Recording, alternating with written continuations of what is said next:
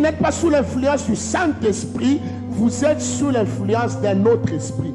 C'est pourquoi je le répète, frère, ne crains pas les démons.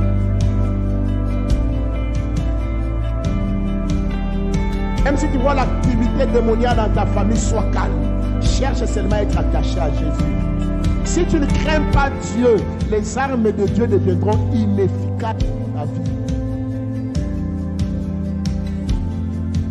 Car le vrai champ de bataille de notre combat spirituel, il est dans le monde. Nous renversons les raisonnements. Le combat spirituel, c'est au niveau des raisonnements.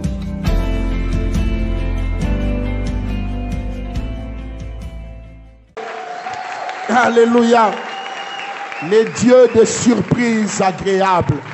J'aimerais te dire, le Seigneur va te surprendre ce matin. Il te donnera ce que tu n'avais même pas pensé avoir. Mais lui a pensé à ta place. Gloire au Seigneur. Nous saluons aussi nos amis qui nous suivent à travers les médias et les réseaux sociaux. Que le Seigneur vous bénisse, vous qui êtes fidèles à nos programmes. Et je sais que Dieu vous bénit là où vous êtes. Et même si nous ne vous connaissons pas, Dieu vous connaît.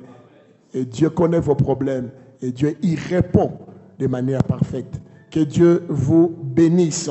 Alléluia. La sagesse clé pour la vie et la sagesse dans le combat spirituel. Nous y sommes encore. C'est-à-dire, qu'est-ce qu'on va encore dire sur cela? Bien-aimé, il y a deux choses à dire. Il y a encore beaucoup à dire dans la sagesse du combat spirituel. Éphésiens 3, le verset 10e. Nous lisons la parole de Dieu. Éphésiens chapitre 3, le verset 10. C'est notre texte de base pour introduire la sagesse dans le combat. La Bible dit ceci. Afin que les dominations et les autorités dans les lieux célestes connaissent aujourd'hui par l'Église la sagesse infiniment variée de notre Dieu.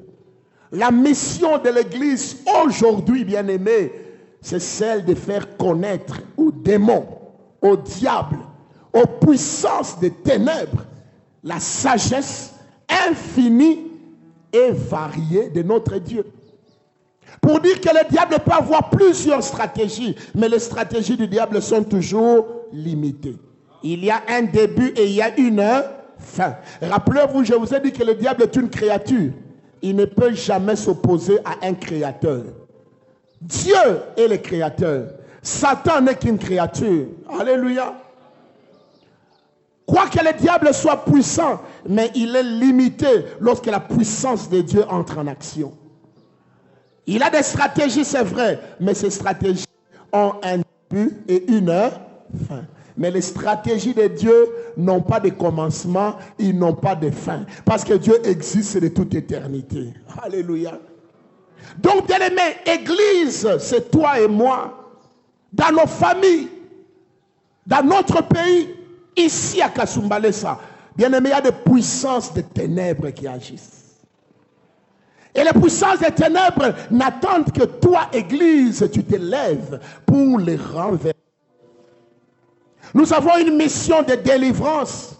Nous avons une mission d'imposer l'autorité de Jésus-Christ. Il n'y a pas de négociation dans le combat spirituel où on est vainqueur, où on est vaincu. Il n'y a pas de traité de paix. Bien-aimés, vous ne pouvez jamais signer de traité de paix avec quelqu'un qui est jaloux de vous. Je vous ai dit, le diable est jaloux de l'homme. Pourquoi? Parce que l'homme a pris la place que le diable occupait autrefois. Il était chérubin protecteur. Maintenant, Dieu a mis l'homme, mais Dieu a ajouté quelque chose dans l'homme. Il a ajouté son image et sa ressemblance. C'est que Satan n'avait pas eu. Il pouvait se dire, mais moi j'étais toujours à côté de toi. Tu ne m'as pas donné ton image. Non, nous sommes juste un peu inférieurs à Dieu. Peuple de Dieu, le combat spirituel est une réalité. Nous ne devons pas faire semblant. Nous voyons les résultats ou les conséquences des combats spirituels dans nos familles, dans nos vies, dans nos affaires. Quelqu'un qui a bien étudié, qui a terminé, qui a bien suivi son cursus académique, avec un gros diplôme de docteur en telle science, mais qui n'arrivent pas à se retrouver dans la vie. Rien ne marche. Pourquoi? C'est pour que dire, bien-aimé, la vie ne s'arrête pas seulement à ce qui est naturel. Il y a une dimension surnaturelle. Cette personne doit combattre. J'ai vu des licenciés, bien-aimés, parlant un très bon français, maîtrisant leur matière sur une bicyclette avec la braise. Sur la route qui poussait, je me suis arrêté. Il dit, je n'arrive pas à m'en sortir. Mais écoute, il parle mieux français que moi. Quand Satan passe dans une vie bien-aimée, c'est la déstabilisation. C'est la destruction. Mais l'espoir, c'est l'Église. L'Église, c'est toi et moi. Bien-aimé, chaque fois que nous n'agissons pas, nous gardons les gens de la souffrance. Savez-vous, quelqu'un a dit, ce qui détruit notre monde, ce n'est pas la présence de ceux qui font le mal, mais c'est l'absence de ceux qui dénoncent le mal. Nous voyons le mal, mais que faisons-nous? Nous avons besoin de dénoncer ce mal. Comment? Dans le combat spirituel. Et nous sommes dit, bien aimés, le combat spirituel doit se faire avec sagesse. C'est-à-dire selon les principes de Dieu. Pas selon les principes du monde. Pas selon les pensées humaines, mais selon Dieu. Et l'autre fois, nous étions en train de parler d'un des démons géants qui a gardé l'humanité entière dans l'esclavage, les démons de la peur. Et vous savez, je sais que beaucoup ont expérimenté ce que je vais dire. Alors que j'ai prêché contre la peur le dimanche prochain, beaucoup ont eu cette semaine des situations qui ont amené la peur, vrai ou faux. Si vous êtes là, levez votre main. Moi, j'ai expérimenté des situations qui m'ont fait peur. Heureusement, le Seigneur m'a rappelé. Je ne peux pas oublier, il y a le témoignage d'un de nos pères, pas ici à l'église, Papa Gabin. Pas plus tard qu'il y a 3 jours, il a été visité par des bandits, ici à Kasumbalès. Ils ont même tiré entre ses jambes. C'était des situations qui étaient appelées à amener la peur. Mais gloire soit rendue à Dieu, parce que le Seigneur veille sur nous. Des fois, quand nous déclarons certaines choses, nous déclenchons un processus. Mais je bénis Dieu, parce que la parole de Dieu est en amont et en aval. Alléluia. Dieu dit, n'ayez pas peur avant le combat. Mais Dieu vous attend aussi pendant le combat et après le combat pour vous donner la victoire. Je bénis Dieu pour cela, bien-aimé. Je le répète à quelqu'un qui a encore peur. Bannis la peur, car tu ne seras pas confondu. Le Seigneur l'a dit. À tous mes fils, je veillerai. Il te protégera. Tu as peur de quoi? Le démon de la peur n'est vaincu que par l'arme appelée la foi. La foi en quoi? La foi en Dieu, la foi en la parole de Dieu, la foi aussi à ton identité d'enfant de Dieu. Sais-tu que c'est parce que tu es enfant de Dieu que Dieu agit? Ah oui? C'est parce que tu as donné ta vie à Jésus que Dieu mobilise les anges pour toi. Alléluia. Donc, bien-aimé, la peur est la porte ouverte à beaucoup d'abus, beaucoup de dégâts. Nous n'avons plus peur. Nous ne devons plus avoir peur. Et on ne va pas laisser la peur nous vaincre. J'aurais voulu parler de plusieurs esprits, plusieurs démons qui troublent les gens. Les démons de l'immoralité sexuelle, c'est un démon. Vous voyez quelqu'un, un homme normal, mais qui ne sait pas se maîtriser. Il voit les jupes, il regarde, les pantalons, il regarde, les collants, il regarde. Pour lui, une femme est un objet de plaisir. Lui, il pense que c'est lui qui gagne. Il se dit, non, non, non. Je connais toutes les filles de mon quartier, donc je suis chef. Non, bien-aimé, tu t'es avili. Tu t'es avili. Ce n'est pas celui qui vit dans l'immoralité sexuelle qui est meilleur. Au contraire, chaque fois, bien-aimé, que tu sors avec quelqu'un qui n'est pas ton mari ou ta femme, tu perds quelque chose. Parce que la pensée de Dieu pour les rapports sexuels, c'est uniquement dans le mariage.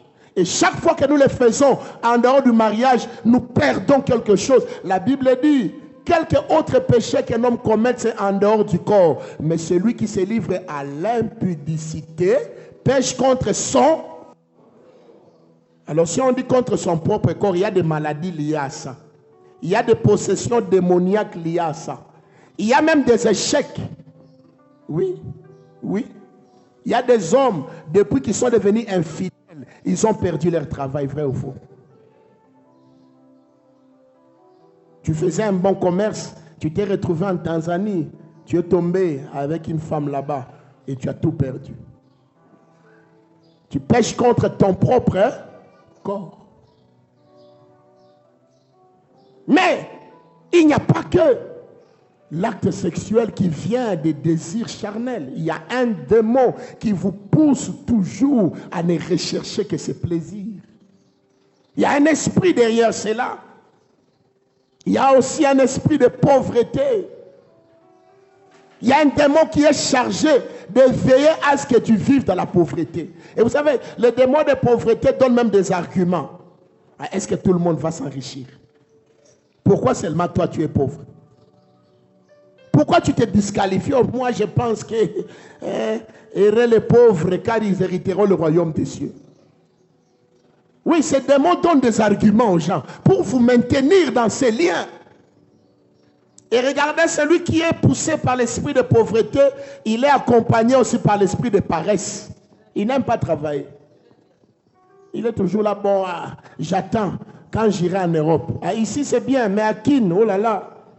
Merci à Dieu parce que, preuve, la tendance a changé. À une époque, à Kin, tout jeune homme voulait aller en Europe. Mais maintenant, je comprends, de jeunes gens ont compris qu'à l'Europe, il n'y a plus rien. Il n'y a plus rien là-bas. L'Europe est en train de perdre. C'est pourquoi tous viennent nous faire la guerre ici. Si vous voyez qu'on veut même prendre des gens, des réfugiés européens, pour les amener au Rwanda, en Afrique, ça veut dire quoi? Vous devez comprendre les signes des temps. La vie, c'est en Afrique maintenant. En Europe, en Afrique, nous avons encore des arbres, nous respirons l'air bio, nous mangeons encore les matembele bio. Tout en Europe, ce sont des OGM, des organismes génétiquement modifiés. Ça crée des maladies, cancer, diabète. Mais nous mangeons encore nos petits à la Moussoumali, de Tanganyika. Alléluia. Nous mangeons encore nos chenilles, biloulou. Là, très bien, la brinde. Savez-vous que les chenilles ont plus de vitamines que le soya? Ah, tu ne le savais pas. Je connais certains ministres, ils ne mangent que ces choses. Ils ne mangent pas vos poulets ici. Ils ne mangent que ces choses-là. Kitoyo, il est kitoyo. Oui, bien aimé, la pauvreté est un esprit. Parce qu'il attaque l'intelligence de quelqu'un. Il vous bloque. Vous n'avez plus d'initiative. Écoutez comment les pauvres disent. Il n'y a pas de travail à Kasumbalès. Et les autres qui travaillent, comment ils ont trouvé ce travail? Le pauvre se disqualifie déjà lui-même. C'est un esprit qu'il faut combattre, bien-aimé. C'est un démon. Quel autre esprit? Je peux citer l'esprit de séduction. Et cet esprit, il agit beaucoup de nos jours. Cet esprit est soutenu par la sirène des eaux. Bien aimé, il y a des femmes, lorsqu'elles passent, votre cœur bouge. Ce n'est pas toujours normal. Il y a des beautés qui ne sont pas normales. Je ne dis pas que la beauté naturelle, il y a des femmes naturellement très belles. Mais il y a d'autres, quand vous sentez, ils passent. Non, il y a quelque chose qui se passe. Pourquoi? Parce qu'elle est revêtue de cet esprit de séduction. Et cet esprit agit aussi dans les habillements aujourd'hui. Comment les jeunes filles s'habillent aujourd'hui? Pour présenter quoi? C'est cet esprit qui nous pousse à aimer des jupettes, vous pousse à aimer des collants, vous pousse à aimer des décolletés. C'est un esprit. Vous dites non, c'est la mode. La mode pour quelle finalité? Cet esprit agit même chez des hommes. Il y a des hommes qui ont l'esprit de séduction. Ils ont une façon de regarder les filles. Ils ont une façon de s'habiller. Vous savez, il y a même des parfums. Il y a même des parfums qui sont faits avec une pensée de la puissance des ténèbres. Je vous dis la vérité. Il y a des parfums, lorsque vous écoutez, si vous êtes spirituel, vous êtes troublé. Mais si vous n'êtes pas spirituel, vous commencez à suivre. Alléluia. Parce que ces gens qui font ces choses, souvent sont poussés par les esprits impurs. Bien-aimés, nous devons savoir que nous sommes environnés, encerclés. Nous sommes assaillis par les puissances des ténèbres. Le spirituel a horreur du vide. Il n'y a pas de vide dans le spirituel. Ou vous êtes avec Dieu, ou vous êtes avec le diable. Il n'y a pas de milieu. Si vous n'êtes pas sous l'influence du Saint-Esprit, vous êtes sous l'influence d'un autre esprit. Il y a des colères qui sont des colères démoniaques. Vous vous fâchez, vous commencez à trembler. C'est quoi ça? Oh, ikishirani yetu. Yenu. Toi, tu n'es plus bête. Bakwenu. Tu es où comme Yesu? Il est kishirani à Isaac, frère. Capable de donner même un coup de poing à sa femme jusqu'à ce qu'elle tombe évanouie. Frère, c'est pas normal. Frère, fais un examen de conscience. Toi, tu dis non, alinitié à Sana. C'est ces démons-là qui agissent encore en toi. Ah, il y en a qui ont des démons pour parler. Savent insulter. Il va te dire un mot. 3 mois, cette parole ne quitte pas ton esprit. Pourquoi les amis à tout filer? Ce sont des paroles créées dans le monde des ténèbres, frères et sœurs. Donc, le combat spirituel, il est dans tous les domaines. Même les enfants. Nous voyons des enfants aujourd'hui déjà entraînés dans la sorcellerie. Surtout la sorcellerie. Vous voyez un enfant au comportement bizarre. À cet âge, cet enfant ne peut pas faire ça. Parce que bien aimé, lorsqu'un démon agit, il amène toujours un comportement anormal. Je vous donnerai l'exemple dans Marc au chapitre 5, un homme qui a été rempli de démons. La Bible dit que cet homme vivait dans les sépulcres. Comment un homme peut vivre au cimetière? Comment? Mais il n'y a pas que les cimetières. Il y a des mensonges exagérés. Il y a une calomnie. Il y a une médisance démoniaque, maman. Toi, tu ne fais qu'inventer des histoires. Des fois, tu te demandes, ça vous est jamais arrivé? Non, peuple de Dieu, les puissances des ténèbres sont là. Mais j'ai une bonne nouvelle pour nous dire que la puissance de Dieu est au-dessus des puissances des ténèbres. Je vous ai dit que les démons font partie de 1/3 des anges déchus. Ça veut dire quoi? 2/3 sont restés avec nous. Alléluia. Et s'il y a un combat, 2 contre 1, nous avons la victoire. Alléluia. Donc nous entrons dans ce combat déjà avec la victoire. J'aime ce qu'Élisée a dit à son serviteur dans le livre de Rois. Lisons cela. Cela m'a fait beaucoup de bien. 2 Rois 6, 16 à 18. Il dit, ceux qui sont avec nous sont plus nombreux que ceux qui sont avec nous. Alléluia. C'est pourquoi je le répète, frère, ne crains pas les démons. Même si tu vois l'activité démoniaque dans ta famille, sois calme. Cherche seulement à être attaché à Jésus. Si tu es attaché à Jésus, ceux qui sont avec toi sont en au plus grand nombre que ceux qui sont contre toi. Ils te feront la guerre, mais ne te vaincront jamais. 2 Rois 6, 16 à 18. 2 Rois 6.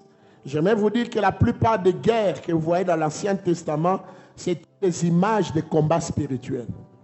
Amalek, Moab, tous ces peuples-là, c'était des peuples qui avaient pour mission de freiner la vie des enfants de Dieu. C'est comme aujourd'hui aussi, la sorcellerie, la pauvreté, les échecs, l'impudicité veulent seulement freiner ta vie. Tu dois t'élever et les chasser au nom de Jésus. 16 à 18, la Bible dit ceci. Il répondit, ne crains point, car ceux qui sont avec nous sont en plus grand nombre que ceux qui sont avec eux. Élisée pria et dit, Éternel, ouvre ses yeux pour qu'il voie. Et l'Éternel ouvrit les yeux du serviteur qui vit la montagne pleine de chevaux et de chars de feu autour d'Élisée. Les Syriens descendirent vers Élisée. Il adressa alors cette prière à l'Éternel. Daigne frapper d'aveuglement cette nation. Et l'Éternel les frappa d'aveuglement selon la parole d'Élisée. Sur ce texte, bien aimé, nous avons plusieurs principes de la victoire dans les combats spirituels. Le premier principe que nous tirons ici, que les yeux s'ouvrent, c'est le principe du discernement. Dans le combat spirituel, la première victoire, c'est de connaître ton ennemi. Le discernement des esprits. 1 Corinthiens 12, le verset 10. Lorsqu'on cite les dons spirituels, on dit « et le discernement des esprits ». Malheureusement, aujourd'hui, beaucoup de chrétiens n'ont pas le discernement des esprits. Nous discernons les habitudes seulement. Nous discernons les paroles des gens. Comme à ma ville à Chinipendak. Non, quelqu'un peut te parler durement, mais il t'aime. Ah oui, il y a certaines corrections dures, mais c'est pour ton bien. Mais attention, les flatteurs sont très dangereux. Ah, les flatteurs peuvent t'avoir déjà empoisonné, mais ils t'endorment pour que tu manges. Faites attention aux flatteurs. Vous connaissez les fables de La Fontaine, hein? Ça se termine que sachez que le flatteur vit aux dépens de celui qui l'écoute. Faites attention aux gens qui vous disent toujours du bien. On avale la mesure. Ah ouais, au Cossack. Ouais, vraiment. Frère, attention. Attention. La Bible même dit malheur à vous si tout le monde est d'accord avec vous. Il faut quelqu'un qui s'oppose à vous. L'opposition nous amène à nous prendre en charge et à corriger les erreurs. Parce que nous sommes humains. Dans chaque humain, il y a des erreurs. Faites attention aux flatteurs. Le discernement des esprits, c'est un des dons spirituels que l'Église doit avoir dans les temps de la fin. Aujourd'hui, le démon s'est transformé en ange de lumière. Il est dans nos églises. Il a l'intercession. Il est pasteur. Il est apôtre. Il est diacre. Il vient même avec des enseignements aujourd'hui. La vie chrétienne n'est pas une vie de facilité. La vie chrétienne n'est pas une vie de raccourci. La vie chrétienne est une vie de sacrifice parce que celui qui a commencé cette vie, Jésus-Christ, a inauguré la vie chrétienne par son sacrifice à la croix. Il a dit, si on a fait ces choses au bois vert, qu'en sera-t-il du bois sec? Nous sommes les bois secs. C'est lui les bois verts. Mais il a connu le sacrifice. Si tu ne mènes pas une vie de jeûne et de prière, tu n'auras pas la vie de discernement. Il y a des chrétiens qui mangent 365 jours l'année. Jamais même un jour de jeûne. Comment vas-tu connaître ton ennemi? Parce que le jeûne nous ouvre l'esprit. Le jeûne fait maigrir la chair, mais fait grossir l'esprit. Il y a des chrétiens qui ne jeûnent plus. On est trop à l'aise. Surtout quand on a trouvé du travail. Ah, erreur. Nous jeûnons quand nous sommes chômeurs. Nous jeûnons quand nous avons des problèmes. Nous jeûnons quand nous sommes célibataires. Dès qu'on est marié, regardez cette soeur qui jeûnait beaucoup. Ah, pasteur, il m'a chico. Ma jeûne n'a quoi en goût. Ah, dada, il est beaucoup de pâte dans kufunga. Tu penses que le combat, c'était seulement le combat du mariage. Mais après le mariage, il y a le combat d'avoir des enfants. Et après les enfants, il y a le combat de l'éducation des enfants. Mais ne vous relâchez jamais dans la vie de prière. Comme un sacrifice vivant, saint, agréable à Dieu, ce qui sera de votre part un culte raisonnable. Notre version dit un culte spirituel. Écoutez maintenant la deuxième partie. Ne vous conformez pas au siècle présent, mais soyez transformés par le renouvellement de l'intelligence, afin que vous discerniez quelle est la volonté de Dieu, ce qui est bon, agréable et parfait. Avant de discerner, il faut d'abord se sacrifier. Les deux versets marchent ensemble. Sacrifiez-vous d'abord, vous monterez spirituellement, et Dieu vous donnera son discernement. L'heure est venue où nous devons vaquer à la prière. Ce n'est pas le temps de blaguer, frères et sœurs. Tu ne connais pas ton ennemi. Ton ennemi peut être ton meilleur ami au bureau. Ton ennemi peut être ta propre mère. Vous savez que Christ a dit, un homme aura pour ennemi les hommes de sa propre maison. Regardez comment, à cause de l'héritage, les gens s'entretuent. Fils de même père et d'une même mère. Qui a fait ça? C'est Satan. J'ai vu des frères venant d'un même père, d'une même mère, se tenir devant le tribunal, en train de s'accuser, de s'insulter, de se faire arrêter à cause de l'argent. Savez-vous que maman aussi est un démon? Maman, c'est le démon qui gère l'argent. C'est lui qui pousse les gens à la cupidité, à toujours vouloir gagner plus au détriment des autres. C'est lui qui pousse les gens au luxe, à l'exagération. C'est un esprit. Il faut le discerner. Il faut discerner. Et l'esprit de maman agit comment? Je me dis ça à quelqu'un, c'est une parenthèse. Dès que tu as l'argent, tu dépenses facilement. Parce qu'il te dit tu auras demain. Et comme tu as beaucoup dépensé, tu n'as plus rien, tu seras obligé de voler pour combler là où tu avais utilisé. Alléluia. Si tu vois dans la vie qu'on a eu le loup kouka, hein, tu as cette envie toujours de gagner. Non frère, c'est dangereux. Peut être poussé par un esprit de maman. Oui, nous voulons tous gagner, mais la Bible nous appelle au contentement. Si je n'ai pas aujourd'hui, j'attendrai demain. Je ne dois pas gagner à tout prix. Je dois gagner au prix de la vérité. Je ne dois pas même aller toucher au fétiche pour gagner. Ce qui pousse les jeunes gens à aller s'enrôler dans l'occultisme, dans les fétiches pour avoir l'argent, c'est l'esprit de maman. Moi aussi je vais gagner. Moi aussi je vais construire. Chacun construira en son temps. Ne soyons pas pressés. À chacun son heure. La Bible dit Dieu fait toutes choses bonnes en son temps. Donc première réalité que Élisée nous enseigne aujourd'hui dans le combat spirituel, c'est le discernement. Est-ce que tu connais ton ennemi? Est-ce que même tu connais ton problème? Il y en a qui sont ici, ils ne connaissent même pas leurs problèmes. Tu accuses toujours tes parents. Tu accuses le fait que tu es orpheline. Non, tu n'es pas la seule orpheline au monde. Il y a des orphelines qui ont réussi. Ils n'ont pas eu père, mère. Mais ils ont réussi. Non, non, si moi je suis devenue fille de joie, c'est parce que j'avais personne chez nous. Alors on m'avait abandonné alors. Non, il y a des filles qui ont été abandonnées, qui sont restées chastes. Bien, ne nous cachons pas derrière les problèmes, les fautes des autres pour excuser nos défauts. Je répète, ne nous cachons pas derrière les fautes des autres pour excuser nos défauts. Le discernement, bien-aimé, il est capital dans la vie d'une église. Est-ce que vous savez l'esprit qui agit en ce temps dans les églises? Est-ce que vous le savez? Nous chantons, nous prêchons, nous venons à l'église, mais est-ce que nous savons réellement quel combat que l'église a? Nous risquons de commencer à attaquer à gauche alors que l'ennemi est à droite. Discernement.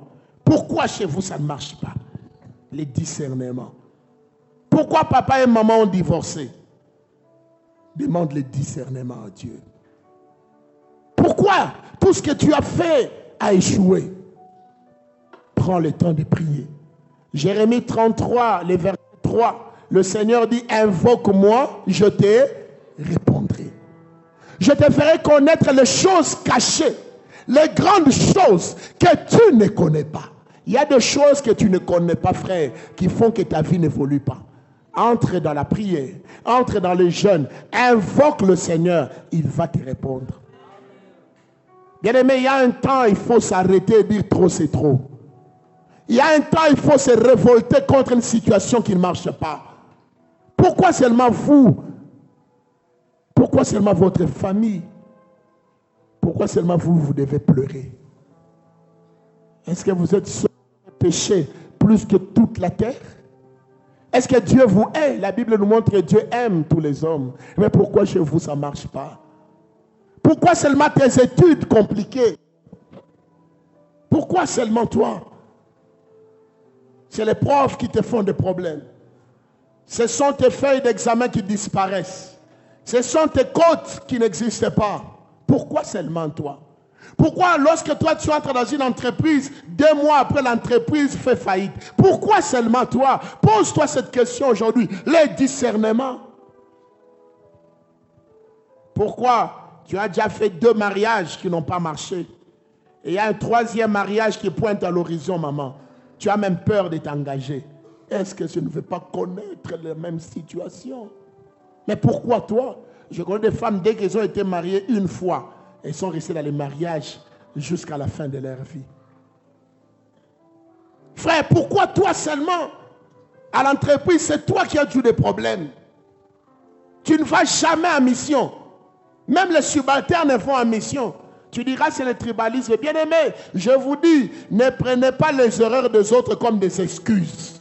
Vous avez droit au chapitre. Le soleil se lève pour tout le monde. Dieu vous aime comme tout le monde. Vous devez aussi réussir. Mais discernez d'abord. Dieu ne fait exception des personnes, nous dit la Bible.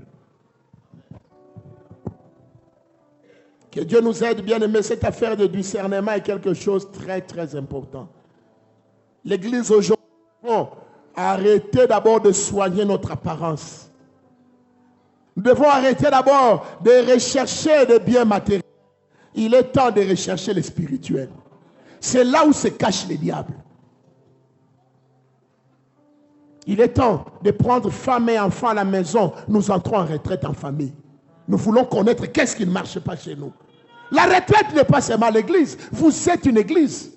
Vous êtes les enfants de Dieu. La Bible dit où 2 ou 3 sont réunis à mon nom, je suis au milieu d'eux. N'attendez pas que le pasteur vienne vous conduire à la prière. Vous pouvez vous arrêter et dire pourquoi cette affaire est arrivée. Nous décrétons retraite à la maison. Bien-aimés, si vous n'avez pas de plan contre le diable, je vous informe que le diable a des plans contre vous. Chaque matin, il réfléchit comment vous faire du mal. Car il ne vient que pour dérober, égorger et détruire.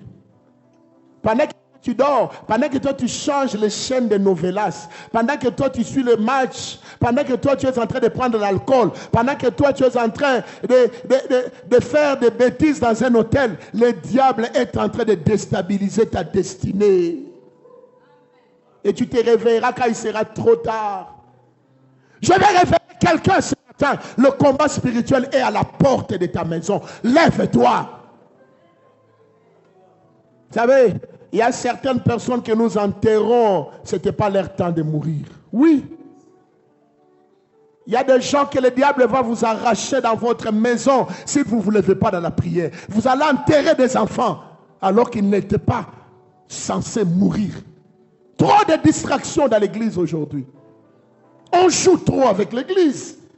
On croit que c'est normal. Ce n'est pas normal. Il y a 2 mondes qui existent. Il y a le monde physique et le monde invisible. Et le monde invisible, chef, Dieu ou Satan. Dieu, c'est l'amour. Satan, c'est la haine et la destruction. Discernement. Est-ce que tu connais ton ennemi? Voici ma question de ce matin. Élisée dit, Seigneur, ouvre-lui les yeux. C'est ma prière ce matin. Ouvre-nous les yeux. Tu dois bien connaître tes yeux. Peut-être tu continues. Je veux dire quelque chose, comprenez-moi. Tu continues peut-être à faire du bien. Tu continues peut-être à t'associer avec ceux qui te combattent. Parce que tu ne connais pas. Je ne dis pas de ne pas faire du bien aux méchants. Mais les méchants que tu ne connais pas est très dangereux. Quand tu les connais, tu les gères. N'est-ce pas? Tu sais comment les gérer. Mais quand tu ne les connais pas, tu es malheureux. C'est pourquoi Élisa dit, Seigneur, ouvre-lui les yeux. Que ce matin, l'esprit de révélation descende dans cette salle. Que Dieu nous ouvre les yeux. Qu'on voit clairement le combat que nous avons. Il est où? Il est à quel niveau? Ça, c'est la première clé dans le combat spirituel, le discernement. Et le discernement, je le répète, vient d'une vie de sacrifice et d'obéissance. Retenez ce passage de Romains 12, 1 à 2 que je vous ai donné. Consacrez vos vies à Dieu, alors vous n'allez plus vous conformer au siècle présent. Vous aurez le discernement de la volonté de Dieu. Bien-aimés, j'aimerais dire encore 2-3 choses et nous allons prier. Dans le même passage d'Élisée, nous avons vu, je l'ai dit, nous avons vu aussi, il n'y a pas que le discernement de ses ennemis, il y a aussi le discernement de nos alliés. Il faut connaître aussi notre force. Alléluia. Élisée dit, Seigneur, ouvre-lui les yeux, qu'il voie en même temps nos ennemis et nos amis. Parce que lorsque Dieu te donne le discernement, il ne va pas seulement te montrer ton ennemi, mais il va te montrer les stratégies pour les neutraliser. Il a vu l'armée syrienne qui entourait Élisée, mais il a vu aussi les chars de feu qui entouraient les montagnes. Alléluia. J'aimerais dire, il y a des chars de feu autour de ta maison. La Bible dit, l'ange de l'Éternel campe autour de ceux qui le craignent et il les arrache du danger. Si tu crains Dieu, tu ne vas jamais perdre un combat spirituel. Tu passeras des moments difficiles, tu connaîtras des temps difficiles, mais à la fin, c'est toi qui seras champion. Que Dieu nous ouvre les yeux, que nous commencions à plus voir les anges que les démons dans nos maisons. Il y a des maisons qui vivent dans le stress, toujours. Papa doit parler, maman doit parler. Je prie qu'il arrive un moment où les anges maîtrisent même les enfants. Papa peut faire une semaine. Oh, mais il y a Sema. Oui, parce que trop de stress, papa va piquer une crise.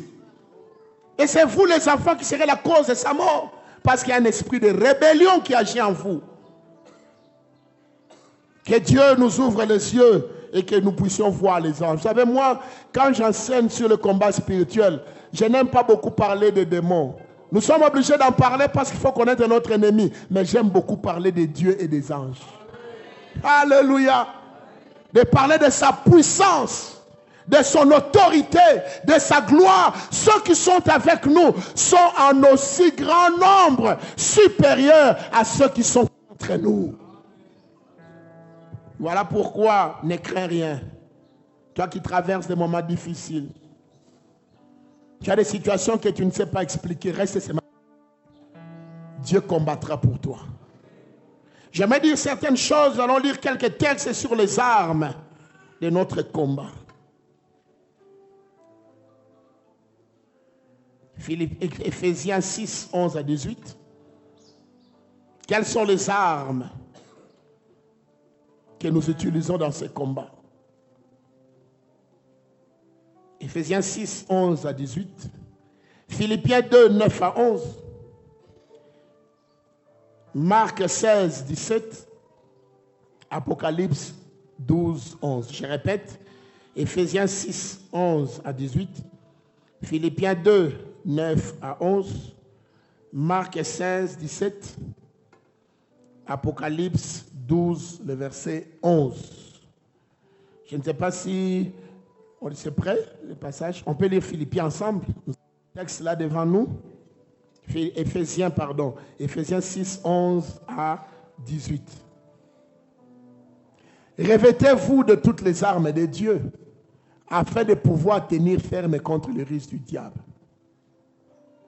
Car nous n'avons pas à lutter contre la chair et le sang, mais contre les dominations, contre les autorités, contre les princes de ce monde des ténèbres, contre les esprits méchants dans les lieux célestes. C'est pourquoi, prenez toutes les armes de Dieu, afin de pouvoir résister dans les mauvais jours et tenir ferme après avoir tout surmonté. Tenez donc ferme et arborez la vérité pour ceinture. Revêtez la cuirasse de la justice. Mettez pour chaussures à vos pieds les ailes que donne l'évangile de paix. Prenez par-dessus tout cela, le bouclier de la foi, avec lequel vous pourrez éteindre tous les traits enflammés du malin. Prenez aussi le casque du salut et l'épée de l'esprit qui est la parole de Dieu.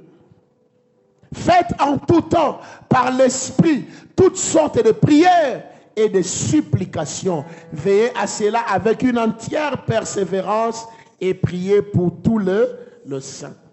Lisons Philippiens 2, 9 à 11. Il y a une liste des armes qu'on a citées dans Éphésiens. Nous y reviendrons rapidement après. Alors encore, il y a une autre arme dans Philippiens. Philippiens 2, 9 à 11, la Bible dit: c'est pourquoi aussi Dieu l'a souverainement élevé et lui a donné le nom qui est au-dessus de tout nom. Allons-y.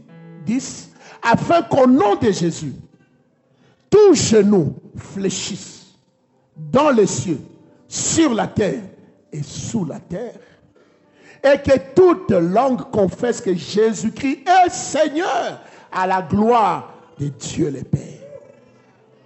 Aucun genou ne restera debout dans ce combat. Les genoux de la maladie, les genoux de l'impudicité, les genoux du vol, les genoux du mensonge, les genoux de la haine, les genoux de la sorcellerie fléchissent devant le nom de Jésus. Ce sont nos armes. Le nom de Jésus est une arme très puissante. Et nous lisons Marc 16, on peut sauter Marc 16, 17, ça parle toujours du nom de Jésus. Voici les miracles qui accompagneront ceux qui auront cru en mon nom. Ils chasseront des démons. Apocalypse 12, le verset 11. Voilà. Merci frère Guilain, tu l'avais déjà mis. Marc 16, 17. On dit quoi? C'est en mon nom, vous voyez, hein? Voici les miracles qui accompagneront ceux qui auront cru. En mon nom. Pas au nom du pasteur Richard. Non, on ne dit pas, je te cherche sur le pasteur. Ou tu te fais à Mamboboule.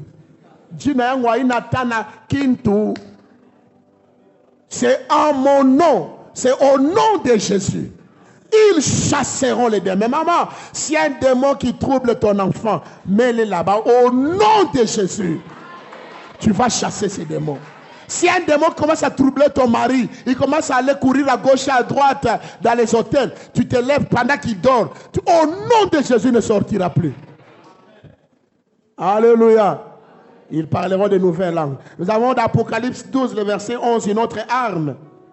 Nous l'avons chanté tout à l'heure. Le sang de l'agneau. Alléluia. Le sang de Jésus. Ils l'ont vaincu à cause du sang de l'agneau et à cause de la parole de leur témoignage. Ils n'ont pas aimé leur vie jusqu'à craindre la mort. Est-ce qu'on peut acclamer ces armes? On peut acclamer la parole de Dieu. Alléluia. Alléluia. Oui, bien-aimés, ce sont les armes de notre combat. Mais j'aimerais ajouter un texte, 2 Corinthiens 10, 4 à 5, avant de commenter sur les armes. 2 Corinthiens 10, 4 à 5. On va voir comment ces armes sont puissantes. Malheureusement, nous les négligeons.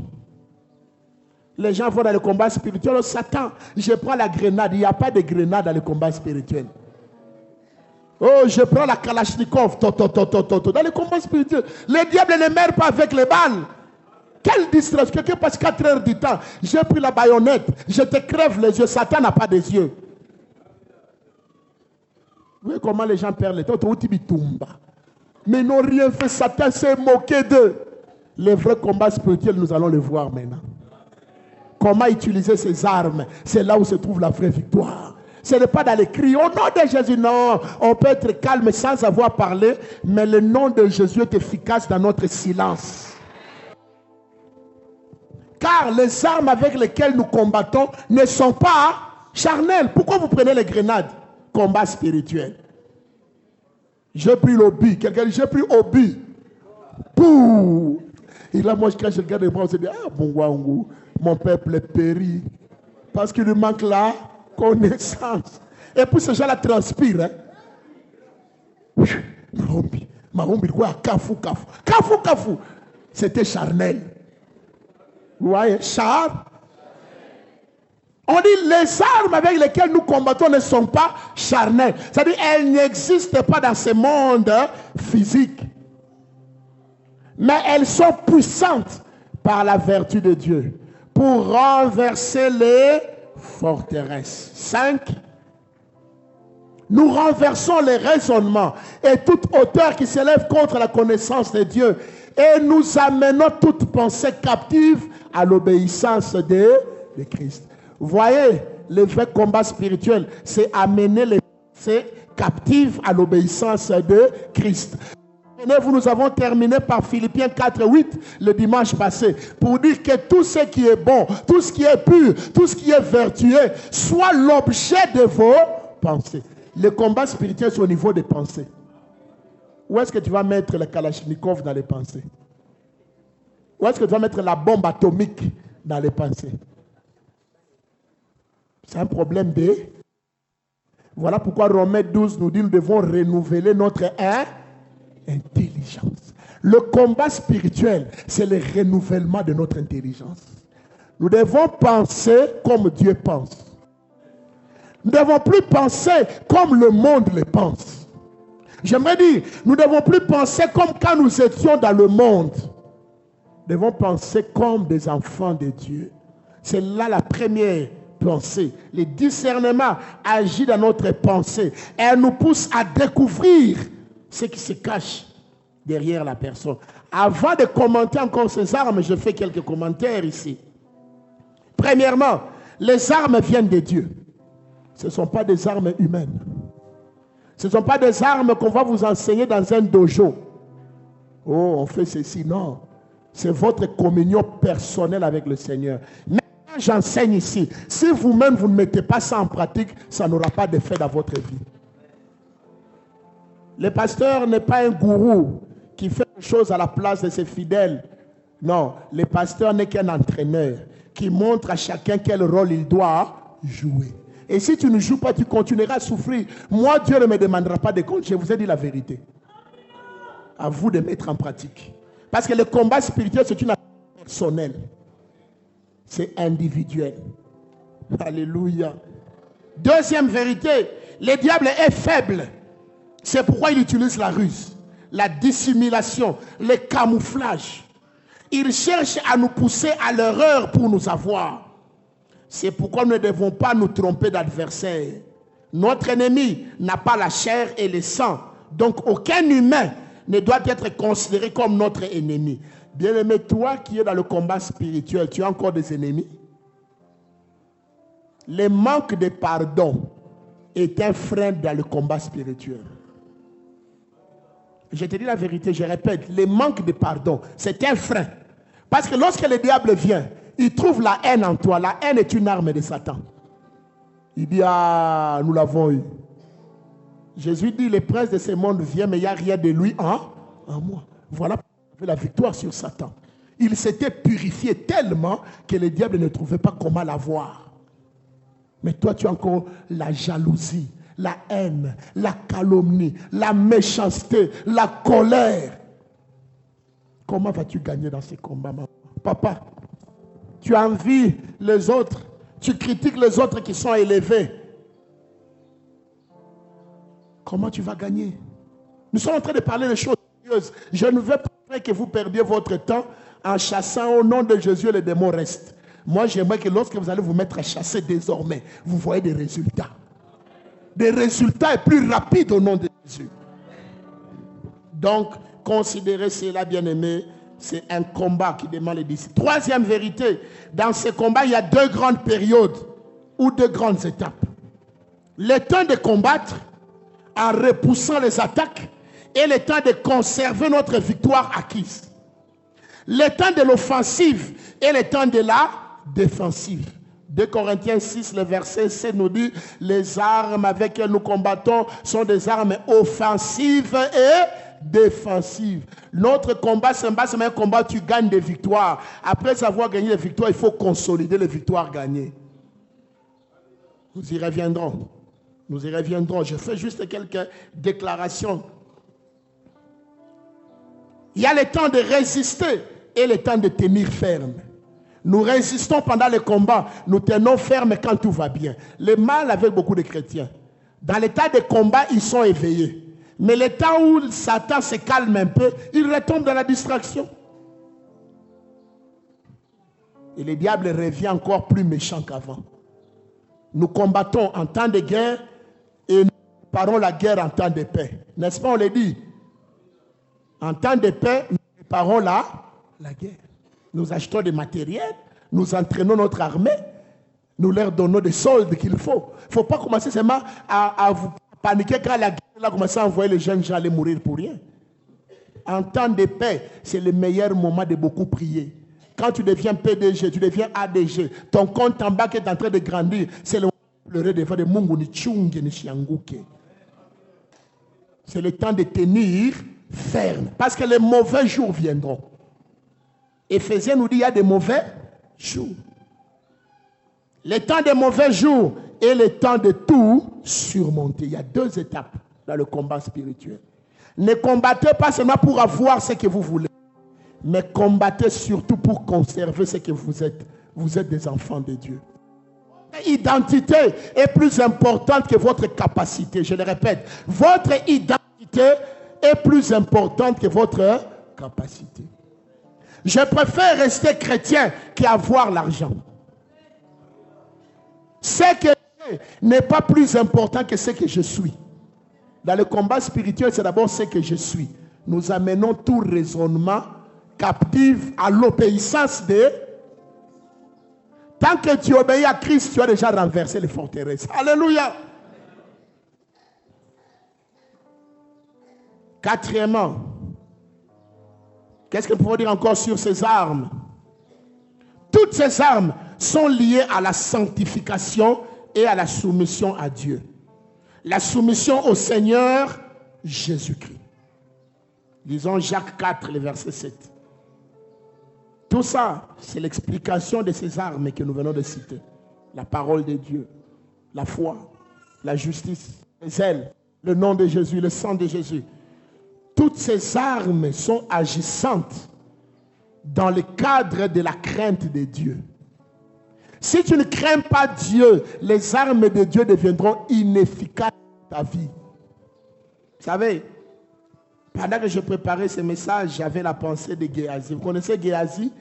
Géasi, c'était le serviteur d'Élisée. Il a vu un jour Élisée faire les miracles avec son bâton. Il s'est dit non, la puissance est dans les bâtons d'Élisée.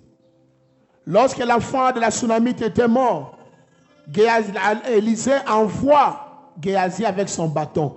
Va prier pour l'enfant. Je vais vous amener à comprendre quelque chose sur les armes spirituelles. Géasi est parti avec joie. C'est l'arme de mon patron. C'est l'arme de mon chef. Ça a fait beaucoup de miracles. La Bible dit, il a posé les bâtons sur l'enfant. Il a fait des incantations. Pourquoi l'enfant n'a pas ressuscité alors que c'était l'arme? C'est parce que Géasi était un voleur. Géasi était un cupide. Rappelez-vous qu'il aimait l'argent. Et même dans la fin de sa vie, il a pris la richesse de Naaman, le Syrien, qu'Élisée avait refusé. La Bible dit qu'il a été frappé de lèpre. Donc en lui, il y avait une attitude négative.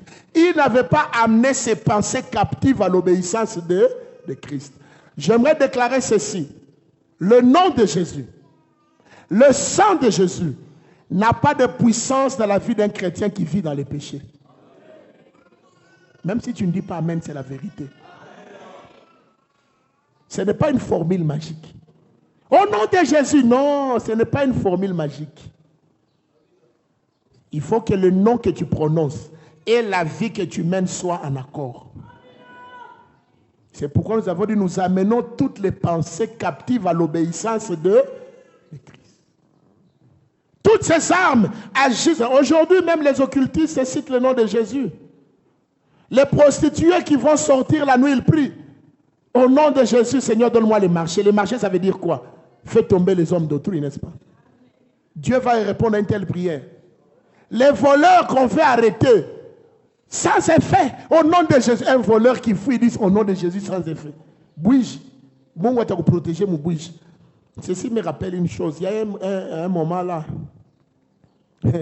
on nous disait, comme il y avait la famille, tu dois aller en Europe, tu dois aller étudier en Europe. Et on m'a fait faire un faux passeport et tout, tu dois aller. Moi, je ne savais pas. Je revenais de l'église. On me dit, oh, tu voyages demain. Et je dis, non, moi, je ne pars pas. Oh, pourquoi tu ne pars pas? Je dis, non, moi, je ne suis pas cet homme-là. Je ne pars pas avec le nom de quelqu'un d'autre. Nous avons eu la grâce de connaître le Seigneur très jeune. En quelques mois, nous avions déjà compris beaucoup de choses. Je dis, non, je n'irai pas en Europe par la fraude. Ngoulou. Vous connaissez le système Ngoulou. Je n'irai pas. Oh non, tu exagères, toi avec ton Dieu là. Ne sais-tu pas que beaucoup de pasteurs le font? Ça, ce sont eux. Moi, j'ai une relation personnelle avec Dieu. Bien-aimé, ne péchez pas parce que tout le monde le fait. Non! Les péchés des autres n'est pas une excuse à votre péché. Dieu vous condamnera pour votre propre faute et il vous justifiera pour votre propre sainteté. Même si toute la famille péchait, maman restait fidèle à Dieu. Je connais des familles où on a imposé tout le monde. Il faut que les féticheurs viennent vous faire des incisions. Mais je connais les quelques rares qui ont refusé ces incisions. Ce sont elles qui prospèrent dans cette famille-là. Toutes les filles qui avaient reçu des incisions, ça ne marchait pas. Mais celle qui avait dit, moi je ne fais pas ces choses, c'est elle qui est heureuse, c'est elle qui prospère. Des fois, il faut savoir dire non à la majorité et dire oui à Jésus. Alléluia. Donc, ces armes agissent dans la sanctification. Nous avons dit non, refusé de voyager par ce chemin-là. Et les autres qui sont allés par ce chemin, ils sont malheureux même en Europe.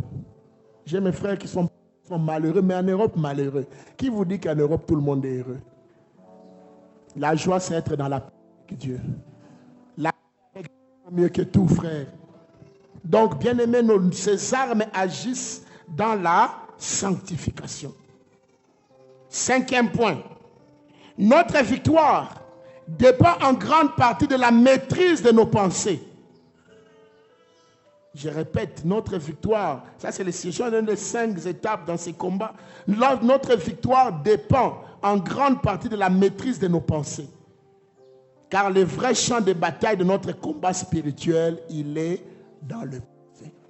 Nous renversons les raisonnements. Le combat spirituel, c'est au niveau des raisonnements. La peur se trouve où? N'est-ce pas dans les raisonnements? La peur, ça veut dire quoi? Pourquoi nous avons peur? Nous avons peur parce que nous voyons que la conséquence sera négative, n'est-ce pas? Personne n'aura peur si quelque chose est positif. En tout cas, si l'avion fait un crash, je vais mourir. C'est là où la peur vient. Mais si tu sais que l'avion ne fait jamais de crash, est-ce que tu auras peur? Donc, c'est les raisons. C'est les raisonnements. L'impudicité commence où? Dans les... en tout cas, cette fille est jolie, hein? Je dois la voir. Ça a commencé où? Bien, mais c'est là le vrai combat spirituel. Ne vous trompez pas d'ennemis. La cupidité commence où? Dans les raisonnements. Je veux construire comme tel. Quand tu commences à te comparer aux autres. Raisonnement.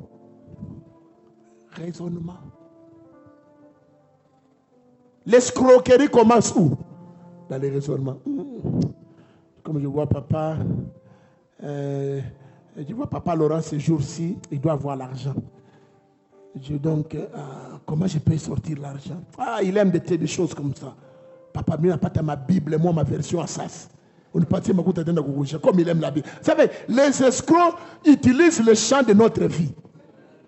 Les escrocs ne viendront vers nous que les choses bibliques, vrai ou faux? C'est pourquoi on a des escrocs même dans les églises qui prêchent le message d'escroquerie.